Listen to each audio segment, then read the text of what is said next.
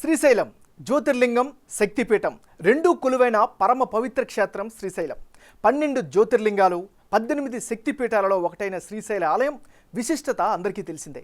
అయితే ఇక్కడ రాజకీయాలు కూడా అంతే ప్రాముఖ్యతను సంతరించుకున్నాయి అనే చెప్పాలి. 2014లో రాష్ట్రమంతా టీడీపీ గాలి వీచినా ఇక్కడ వైసీపీ బంపర్ మెజారిటీతో గెలిచింది. ఇక 2019లో అయితే ఏకంగా 60% ఓట్లను సాధించింది. మరి ఈసారి శ్రీశైలంలో పరిస్థితి ఎలా ఉంది? రాజకీయ సమీకరణాలు వైసీపీకి అనుకూలంగా ఉన్నాయా లేక టీడీపీకా? ఏ అభ్యర్థి బరిలోకి దిగితే పరిస్థితులు ఎలా ఉండనున్నాయి? ఏ పార్టీకి గెలుపు అవకాశాలు ఉన్నాయి? ఈ అంశాలన్నింటిపై big TV exclusive election survey చేపట్టింది. ఆ వివరాలను చూసే ముందు 2019 ఎన్నికల ఫలితాలను ఓసారి పరిశీలిద్దాం. 2019 ఎన్నికల్లో శిల్పా చక్రపాణి రెడ్డి వర్సెస్ బుడ్డా రాజశేఖర్ రెడ్డి వీళ్ళిద్దరి మధ్యనే ప్రధానంగా పోటీ జరిగింది. అప్పుడు వైసీపీకి ఏకంగా 61% ఓట్లు దక్కాయి. తెలుగుదేశం పార్టీకి కేవలం 35% ఓట్లు మాత్రమే వచ్చాయి. ఇతరులకు 3%, జనసేనకు కేవలం 1% మాత్రమే ఈ నియోజకవర్గంలో ఓట్లు దక్కాయి. అంటే 2019 ఎన్నికల్లో ఈ నియోజకవర్గంలో వార్ వన్ సైడ్ అయ్యింది అనే చెప్పాలి. వైసీపీ అభ్యర్థిగా పోటీ చేసిన శిల్పా చక్రపాణి రెడ్డి ఏకంగా 61% ఓట్లు సాధించి ఘన విజయం సాధించారు. ఆయనపై పోటీ చేసిన టీడీపీ అభ్యర్థి బుడ్డా రాజశేఖర్ రెడ్డికి కేవలం 35% ఓట్లు మాత్రమే వచ్చాయి. జనసేన అభ్యర్థిగా పోటీ చేసిన నన్నపురెడ్డి సుజలాకు కేవలం 1% ఓట్లు మాత్రమే పోలయ్యాయి. అయితే వైసీపీ ల్యాండ్ స్లైడ్ విక్టరీ వెనుక ఫ్యాన్ గాలితో పాటు మరికొన్ని విషయాలు కూడా ఉన్నాయి.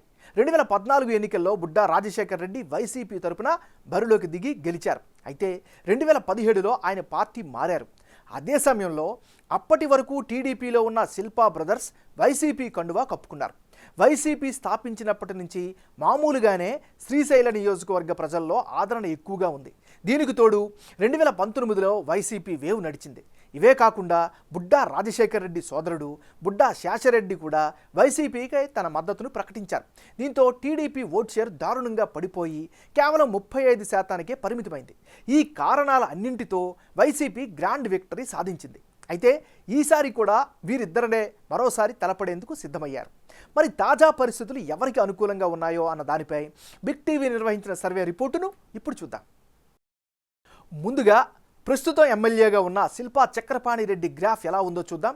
ఆయనకు అనుకూలించే ప్రతికూలించే అంశాలను బేరీజు వేద్దాం. ముందుగా శిల్పా చక్రపాణి రెడ్డికి ప్లస్ పాయింట్స్ ఏమిటి? ప్రజల్లో అయితే మంచి సానుకూలత ఈయన పట్ల కనిపిస్తోంది. మరోవైపు నియోజకవర్గ వ్యాప్తంగా వైసీపీకి మద్దతు బలంగానే కనిపిస్తోంది. ఇది కూడా పాజిటివ్ ఫ్యాక్టర్. ఇక స్థానిక సమస్యలపై వెంటనే స్పందిస్తారు అనేటటువంటి అభిప్రాయం ఈయన పట్ల వ్యక్తమవుతుంది. మరోవైపు ప్రజలు కేడర్తో నిత్యం టచ్లో ఉండడం కూడా ఈయనకి అదనపు బలం. మరోవైపు సేవా కార్యక్రమాలను కూడా కొనసాగిస్తున్నారు. ఇవన్నీ కూడా శిల్పా చక్రపాణి రెడ్డికి సంబంధించిన పాజిటివ్ ఫ్యాక్టర్స్. మరి ఈయనకి సంబంధించిన మైనస్ పాయింట్స్ ఏంటి? గ్రామీణ ప్రాంతాల్లో సమస్యలపై దృష్టి పెట్టలేదు అనే అభిప్రాయం సర్వేలో వ్యక్తమవుతుంది. మరోవైపు సాగునీటి సమస్యలపై చాలామంది రైతుల్లో నిరుత్సాహం అయితే కనిపిస్తోంది. మరోవైపు ప్రస్తుతం హాట్ టాపిక్గా ఉన్నటువంటి అంగన్వాడీ మున్సిపల్ సిబ్బందిలో ఉన్న వ్యతిరేకత కూడా ఈయనకి మైనస్ అయ్యే అవకాశం కనిపిస్తుంది. సున్నిపెంటలో తాగునీటి సమస్యను పరిష్కరించలేదు అని స్థానికంగా పెద్ద ఎత్తున వ్యతిరేక అభిప్రాయంతో కనిపిస్తున్నారు. ఆత్మకూరు మండలంలో కూడా డంప్ యార్డ్ సమస్యను నెరవేర్చకపోవడం కూడా ఈయనకి మైనస్ అయ్యే అవకాశం కనిపిస్తుంది. ఏదేమైనా ఇవి శిల్పా చక్రపాణి రెడ్డికి సంబంధించిన ప్లస్ పాయింట్స్, మైనస్ పాయింట్స్. ఇక టీడీపీ టికెట్ దక్కించుకుంటారని ఆశిస్తున్న బుడ్డా రాజశేఖర్ రెడ్డి పరిస్థితి ఎలా ఉంది? ఆయన ప్లస్లు ఏమిటి, మైనస్లు ఏంటో ఓసారి పరిశీలిద్దాం. బుడ్డా రాజశేఖర్ రెడ్డి ప్లస్ పాయింట్స్: స్థానికంగా చాలా యాక్టివ్గా ఉంటున్నారు. ఇది ప్రధానమైనటువంటి బలం. ప్రభుత్వ లోపాలను సమర్థవంతంగా ఎత్తి చూపిస్తున్నారు, ప్రజాపక్షం వహిస్తున్నారు. గత ఎన్నికల్లో ఓడిపోయినటువంటి సింపతి కూడా ఈసారి ఈయనకి ప్లస్ అయ్యే అవకాశం కనిపిస్తుంది. ఇది ఈయనకి సంబంధించినటువంటి ప్లస్ పాయింట్స్. మరి బుడ్డా రాజశేఖర్ రెడ్డి మైనస్ పాయింట్స్ ఏంటి? శిల్పా చక్రపాణికి గట్టి పోటీ ఇవ్వలేరు అనేది ప్రజలు భావించడమే ఈయనకి ప్రధానమైనటువంటి అడ్డంగా కనిపిస్తుంది. ఇది ఈయనకి సంబంధించినటువంటి ప్లస్లు, మైనస్లు. ఈ నియోజకవర్గానికి సంబంధించినటువంటి కులాల వారీగా లెక్కలు ఎలా ఉన్నాయి, ఏ పార్టీకి ఎవరి మద్దతు ఎంత ఉందో కూడా సర్వే చేసింది బిగ్ టీవీ.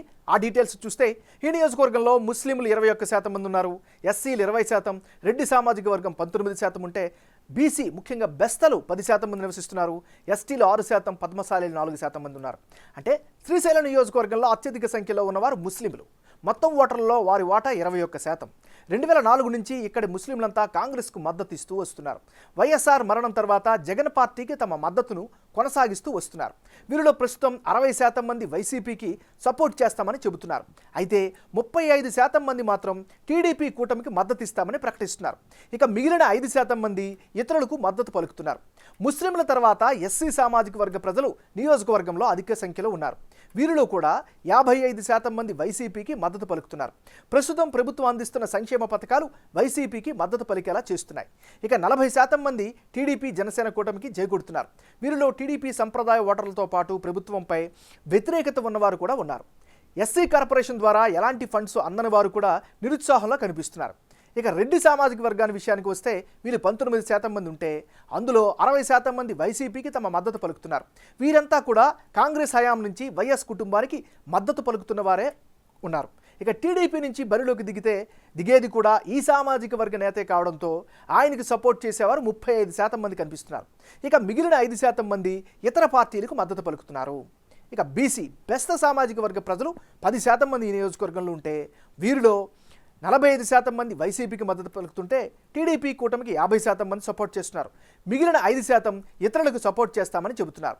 6% ఉన్న ఎస్టీ సామాజిక వర్గంలో అధిక శాతం అంటే 55% మంది వైసీపీకి జైకొడుతుంటే 40% మంది టీడీపీ కూటమికి సపోర్ట్ చేస్తామని చెబుతున్నారు. 4% ఉన్న పద్మశాలి సామాజిక వర్గ నేతల్లో కూడా 40% మంది వైసీపీకి, టీడీపీ కూటమికి 55% మంది, ఇతరులకు 5% మంది సపోర్ట్ చేస్తారని బిగ్ టీవీ సర్వేలో తేలింది. ఇక రానున్న ఎన్నికల్లో శ్రీశైలం నియోజకవర్గంలో ఎవరెవరు పోటీలో ఉంటే ఫలితాలు ఏ విధంగా వచ్చే అవకాశం ఉందో పరిశీలిద్దాం. ముందుగా శిల్పా చక్రపాణి రెడ్డి వర్సెస్ బుడ్డా రాజశేఖర్ రెడ్డి. వీళ్ళిద్దరు గనక ఈసారి బరిలోకి దిగితే వైసీపీకి 51%, టీడీపీకి 42%, ఇతరులకు 7% ఓట్లు దక్కే ఛాన్సెస్ ఉన్నాయి. అంటే ఇప్పటికిప్పుడు శ్రీశైలంలో ఎన్నికలు జరిగితే శిల్పా చక్రపాణి రెడ్డి గెలిచేందుకు 51% అవకాశం ఉందని బిగ్ టీవీ సర్వేలో తేలింది. అదే సమయంలో టీడీపీ అభ్యర్థి బుడ్డా రాజశేఖర్ రెడ్డికి 42% అవకాశం ఉంది.